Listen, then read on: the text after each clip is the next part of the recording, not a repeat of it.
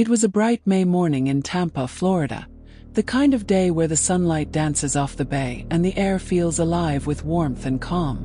Mothers pushed strollers, joggers passed with smiles, and the city hummed with its usual rhythm. But within seconds, that peace would be shattered.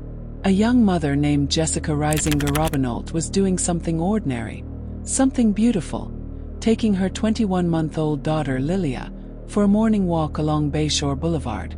It was a familiar routine. The world around her seemed safe, gentle, and predictable. Yet in the distance, two engines roared, growing louder, faster, and closer.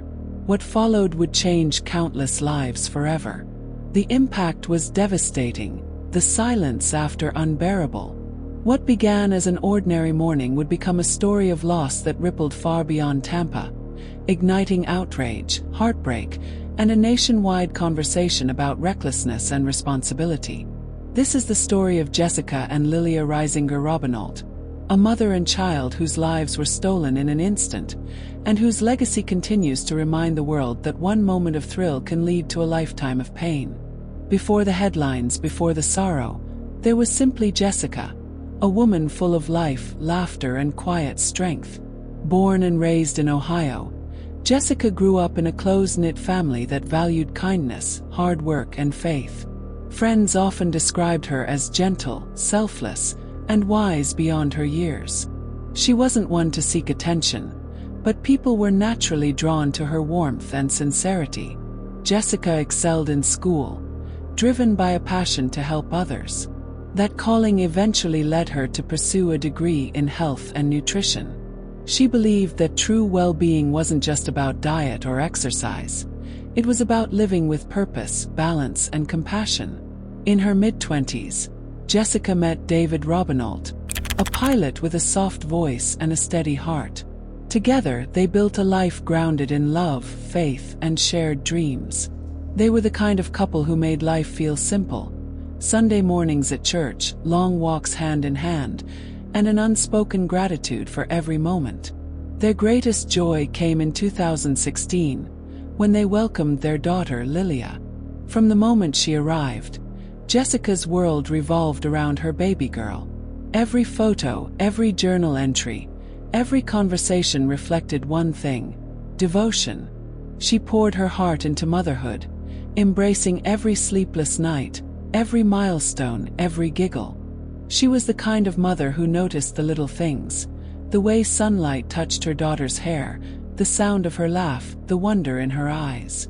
By 2018, Jessica and David were living temporarily in Tampa, Florida, visiting family and planning their next chapter together. David was focused on his aviation career, and Jessica was considering opening a small wellness practice, something that would allow her to blend her love for health with helping others. Life seemed steady, even blessed. Jessica often told friends she felt grateful for her husband, her daughter, and the promise of tomorrow. But no one knew that tomorrow would never come. In a single morning, that bright Tampa sunshine would witness one of the most heartbreaking tragedies in the city's history, and a mother's love that even death could not erase. May 23, 2018, began like any other peaceful Florida morning. The air was warm but gentle, carrying the faint scent of the bay and the quiet hum of life waking up.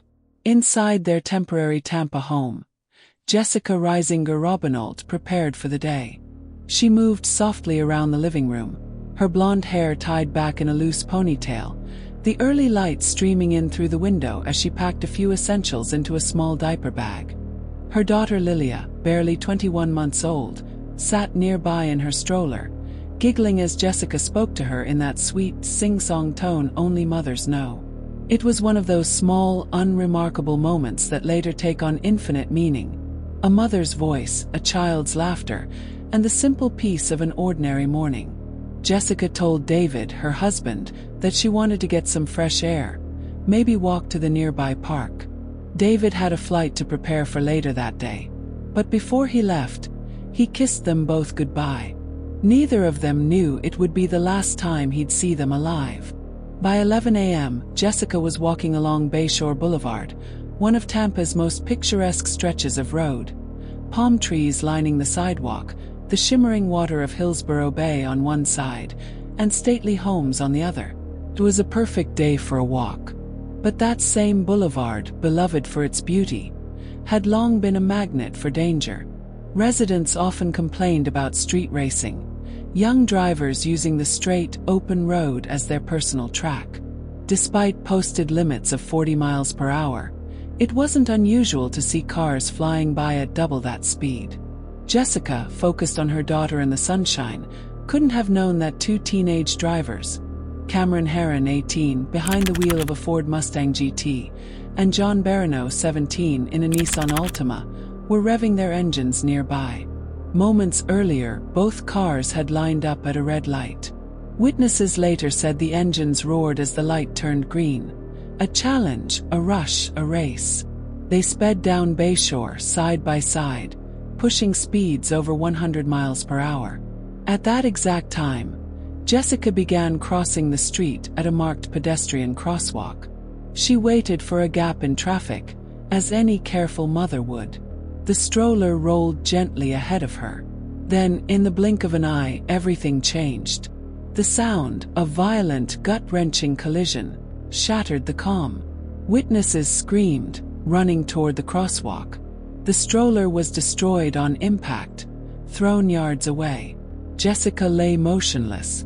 Lilia, just a baby, had been struck with unimaginable force.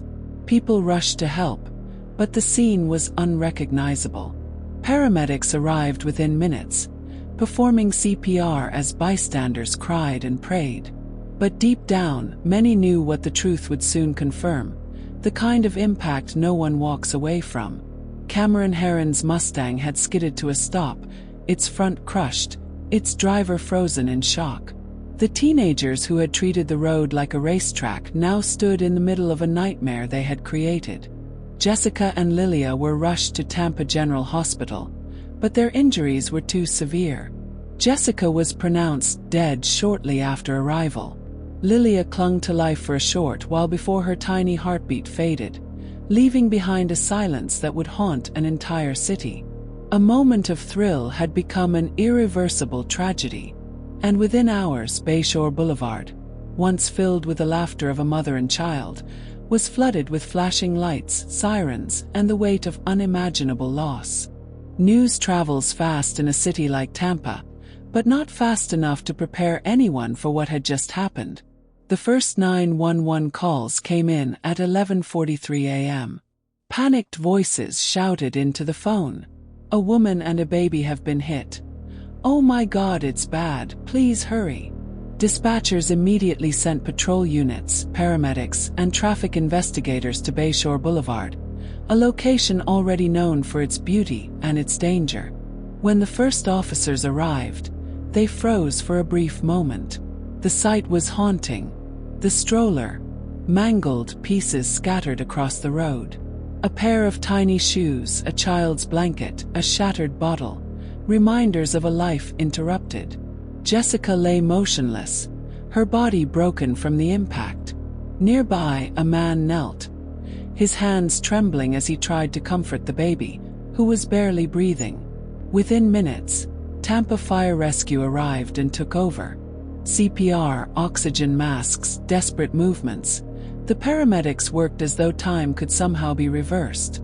But time doesn't listen to prayers. Jessica was soon pronounced dead at the scene.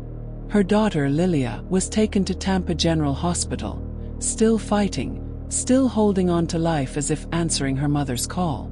By noon, traffic along Bayshore came to a complete standstill. Patrol cars sealed the area with yellow tape. Reporters began to gather at a distance, cameras pointed toward the flashing lights. It didn't take long before investigators began piecing together what had happened. Tire marks stretched across the asphalt, long, dark, and undeniable. Witnesses came forward, some crying, others shaking, describing two cars that had flown past like rockets. One woman recalled shouting, "They're going to hit someone," moments before the crash.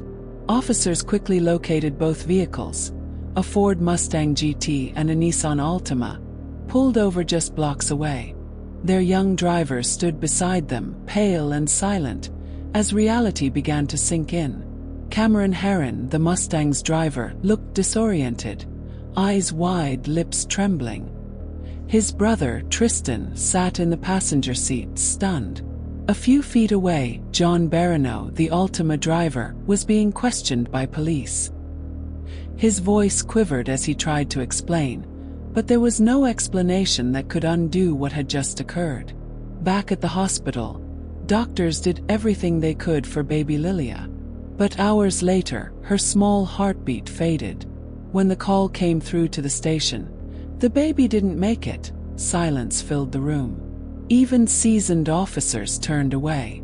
Meanwhile, David Robinault, Jessica's husband, was hundreds of miles away in Ohio when he got the call that every partner dreads. First, he thought it was some kind of mistake. Jessica was careful, responsible. She just sent him a message that morning. But as the voice on the other end continued, the world around him began to collapse. He dropped the phone. The next thing he knew, he was on his knees, trying to breathe through a grief that words could never describe. By sunset, news outlets across Florida were reporting the story. Mother and toddler killed by speeding driver on Bayshore Boulevard. The image of a bright, smiling young mother and her curly-haired daughter flashed across screens everywhere.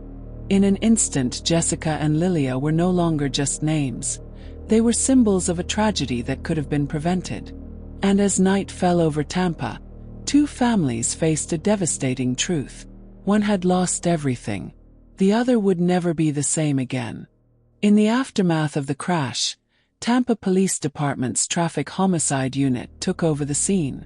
Every detail mattered, every mark, every fragment, every second of data. This wasn't just an accident. It was a tragedy that demanded answers. As the sun began to set over Bayshore Boulevard, officers set up laser mapping equipment and began photographing every inch of the road. They measured skid marks that stretched more than 100 feet, an undeniable sign of excessive speed.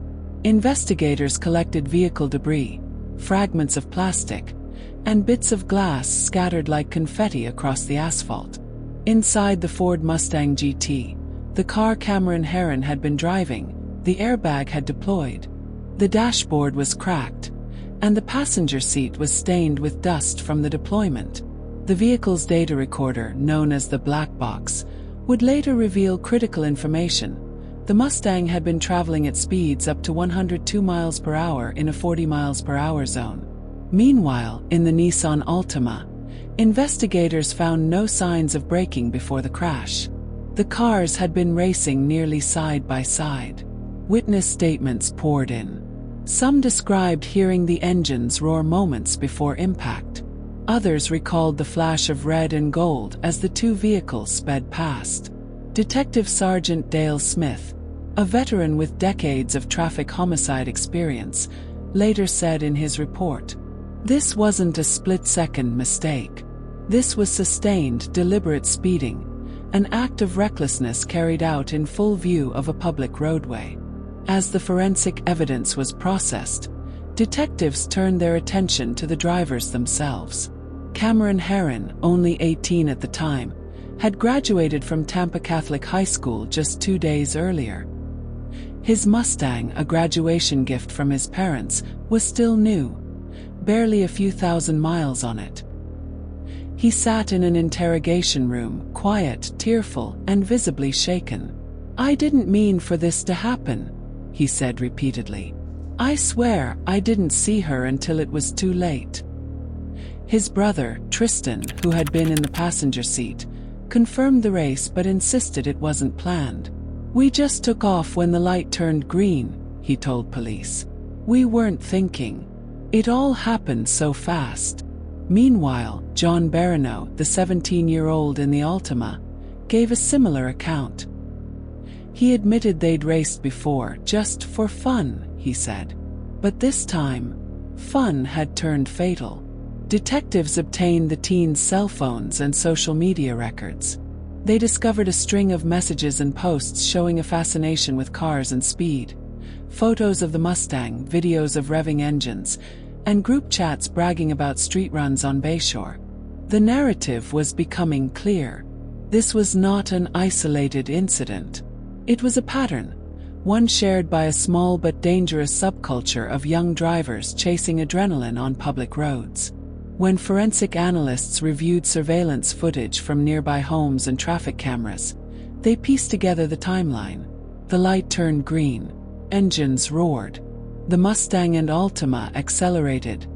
60, 80, 100 miles per hour. Jessica stepped into the crosswalk.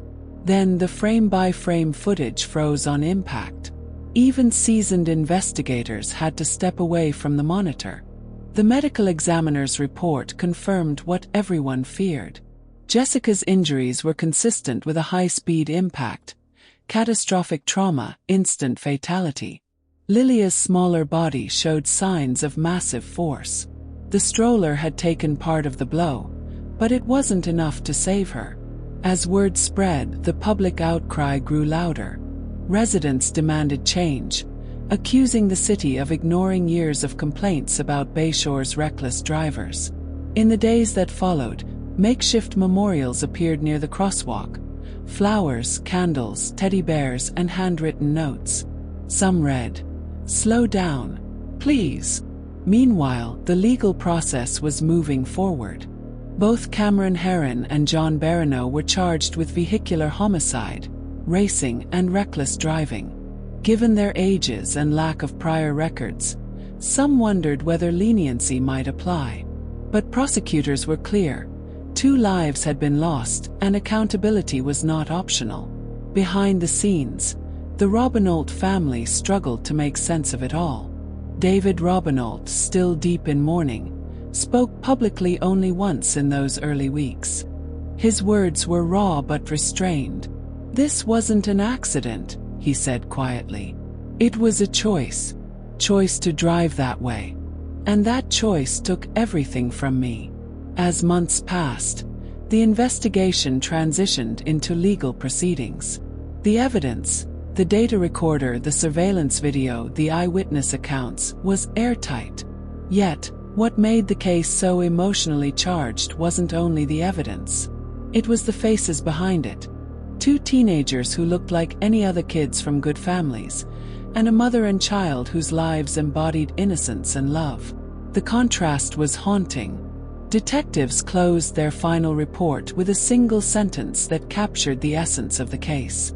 "Speed kills, and this tragedy is the most devastating proof we could ever present." By early 2019, both young men faced the court of law.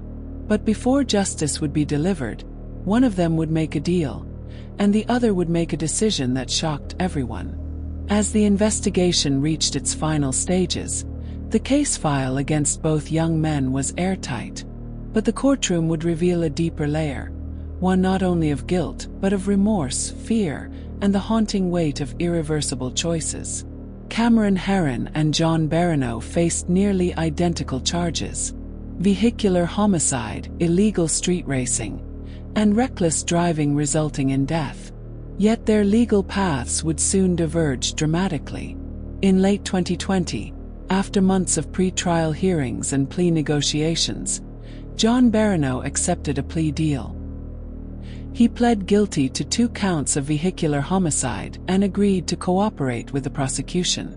In exchange, he received a 6-year prison sentence, followed by 15 years of probation. It was a heavy punishment for a 17-year-old, but prosecutors called it measured accountability. Cameron Herron, however, made a different choice. Against his attorney's advice, he refused a plea deal. He wanted to face trial, to tell his side, to let the court see his remorse firsthand. As court proceedings began in April 2021, the courtroom was tense and silent. Jessica's family filled the first row, clutching tissues and photos of Jessica and Lilia. Cameron's parents sat behind him, their faces pale, their eyes fixed on the floor. The prosecution opened with a stark statement. This case isn't about a malfunction or a momentary lapse. It's about a choice to turn a public street into a racetrack. They presented the black box data, the footage, and expert testimony showing that at 102 miles per hour, the Mustang was traveling fast enough to cover the length of a football field in just 2 seconds. When Cameron took the stand, his voice shook as he tried to speak. He apologized, not with excuses but with visible devastation. "I wish it were me instead," he whispered, his words nearly lost beneath the courtroom's quiet. But as heartfelt as his apology was, the evidence remained undeniable. The jury didn't deliberate for long.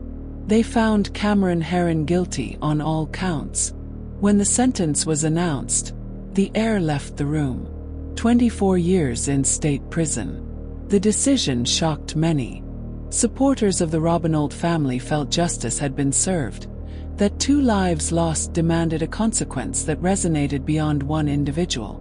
But others questioned whether such a young man deserved to lose the best years of his life for what, despite everything, began as a reckless mistake. As the verdict spread online, something unexpected happened. Cameron Herron became the subject of a massive social media movement, particularly on TikTok, where users around the world began sharing his photos, courtroom clips, and emotional expressions. Millions of posts appeared with captions like, "He didn't mean to," and "Free Cameron Herron." What began as sympathy soon grew into obsession, a strange digital phenomenon where empathy blurred into idealization. But for David Robinault, there was no such blur. He remained calm, dignified but resolute. When asked by reporters what he felt, his response was soft but firm. "I saw my wife and daughter die that day. No sentence brings them back. But if it prevents another family from standing where I am now, then maybe it matters." The courtroom emptied that evening under a sky painted in muted orange light, the kind Jessica used to love photographing. The city of Tampa would never forget that case. And for both families, life had been permanently divided, before and after May 23, 2018. The day of the sentencing arrived beneath a gray Florida sky. The courthouse on Twiggs Street was hushed, its marble floors echoing with the soft tread of grief. Reporters lined the entrance, cameras poised to capture what had become one of Tampa's most emotionally charged trials in years. Inside, the air felt heavy. On one side sat the Robinault family, David, Jessica's husband, their relatives, and friends from Ohio who had flown in to witness the close of a chapter no one ever wished to live through. They clutched photos of Jessica and Lilia, 2 smiling faces frozen forever in time. On the other side sat the Herron family, Cameron's parents, his brother Tristan, and a few close friends. Their faces were pale with quiet devastation, a different kind of grief, the grief of a life lost while still breathing. When the judge entered, the courtroom rose. The silence was deafening. The prosecution began by recounting the chain of events with calm precision. They reminded the court that Cameron's decision to race on Bayshore Boulevard wasn't an isolated mistake. It was part of a pattern. Witnesses had testified to previous speeding, a fascination with adrenaline, and social media posts glorifying fast cars. Yet, they also acknowledged something profound. Cameron had shown sincere remorse. He hadn't hidden behind excuses. He had accepted the consequences with visible guilt. Then came the defense. Cameron's attorney spoke with measured emotion. "He is not a monster," he said. "He is a young man who made a terrible, tragic choice. There is no hatred in this case, only heartbreak." The judge listened quietly, his expression unreadable. When Cameron stood to address the court, the room seemed to hold its breath. He turned toward David Robinault. "I am so sorry," he said, voice trembling. "I wake up every day knowing I destroyed your world. I wish I could trade places. I wish it were me instead of them." David's eyes glistened, but he didn't speak. No words could bridge the space between them. After a long pause, the judge delivered his ruling. This was not a split-second lapse in judgment. This was a deliberate act, a race on a public street. And while no sentence can heal the wound left behind, this court must reflect the value of 2 innocent lives. He looked directly at Cameron. 24 years in the Florida Department of Corrections. A gasp rippled through the courtroom. Cameron's mother wept openly. His father lowered his head into his hands. Cameron stood frozen, his face pale, his eyes distant. The weight of the words settled on him like a physical blow. Across the aisle, David Robinault closed his eyes. There was no joy, no victory, only the solemn sense that justice in some form had spoken. Outside, the media swarmed, microphones ready, lights glaring. Reporters shouted questions about the fairness of the sentence. Some called it excessive, others called it justified. David spoke softly to one camera. "We don't celebrate this. Nothing brings Jessica and Lilia back. But maybe this makes someone think twice before pressing the gas pedal. Maybe that's how their lives will still save others." In the days that followed, the internet erupted. Videos of the trial flooded social media. Cameron's tearful expressions became viral clips. Hashtags like #JusticeForJessica and #FreeCameronHeron trended simultaneously. It was as if the world couldn't decide. Was this a story of justice, or of tragedy multiplied? But for the Robinaults, there was no question. Their tragedy had already happened. Their loss was absolute. And while the rest of the world debated sentences and sympathy, they simply went home to an emptier world. One where Jessica's laughter no longer echoed, and Lilia's tiny footsteps were gone. The trial had ended. But the story was far from over. When the courtroom lights dimmed and the headlines faded, the world kept moving. But for the Robinault family, time had permanently split in 2. David returned to Ohio, to the same home where Jessica once folded little dresses for Lilia, where her laughter had filled every room. Her photos now lined the walls like windows to a life too pure, too short. The scent of her favorite candles lingered, a soft reminder of her presence, gentle, familiar, and unbearably distant.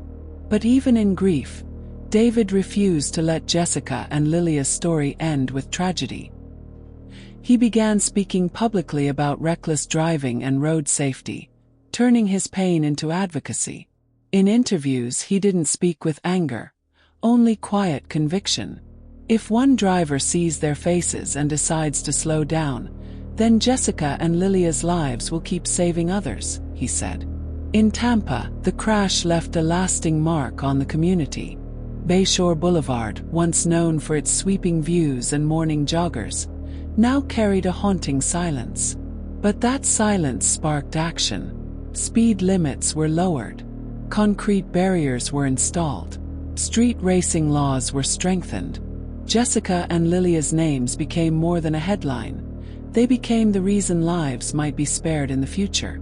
Each year, on the anniversary of their passing, flowers appear along the sidewalk where it happened.